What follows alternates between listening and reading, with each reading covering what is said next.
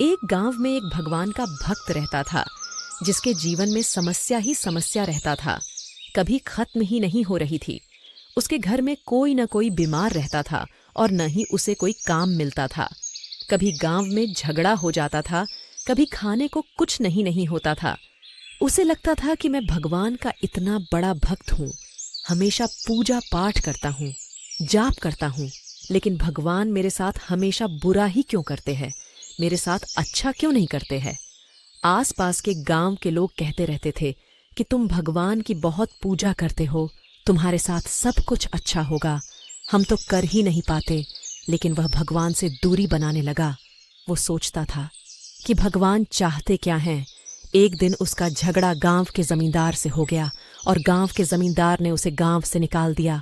वह उदास होकर भगवान के मंदिर में जाकर जोर जोर से रोने लगा और उसने कहा, हे प्रभु, आज आप मेरे सपने में आना और मुझे दर्शन देना।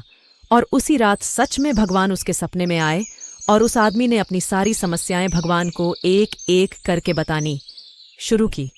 उसने बताया, मेरे छोटे छोटे 2 बच्चे हैं और मेरी बहन है, उसकी शादी नहीं हो रही है, कई दिन से बच्चे भूखे हैं, पत्नी बीमार रहती है, मेरा काम धंधा बंद है, मैं लोगों की भलाई के लिए काम करता हूँ, लेकिन मेरा भला नहीं हो रहा है और बड़े लोग अच्छे तरह से खाते और खुश रहते हैं।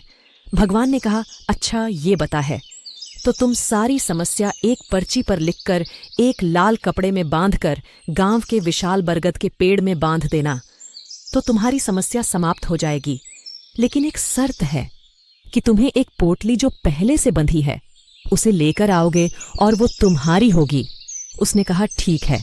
सुबह हुई और वह बरगद के पेड़ के पास गया तो देखा पेड़ में ढेर सारी पोटलियां बंधी हुई हैं और उसने अपनी समस्याओं के पोटली को बांध दिया और वहां उस पेड़ पर बांधी हुई पोटली को खोल कर देखने लगा। एक पोटली के पर्ची में लिखा था, पिताजी को गंभीर बीमारी है और मैं कर्ज में डूबा हूं। उसने तुरंत उसको बांध दिया और दूसरी पोटली को देखा तो उसमें लिखा था,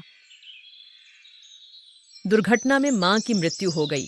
ऐसे में तीसरी पोटली खोली तो उसमें किसी परिवार की गंभीर बीमारी होना लिखा था। वह वहीं छोड़ दिया। चिल्लाने लगा कि भगवान, ये कौन सा ऑफर है, ये एक्सचेंज ऑफर नहीं चाहिए, मेरी पोटली वापस दो, मैं इसे लेकर जाता हूं, मैं अपनी समस्याओं से खुद लड़ना सीखूंगा और समाधान करूंगा।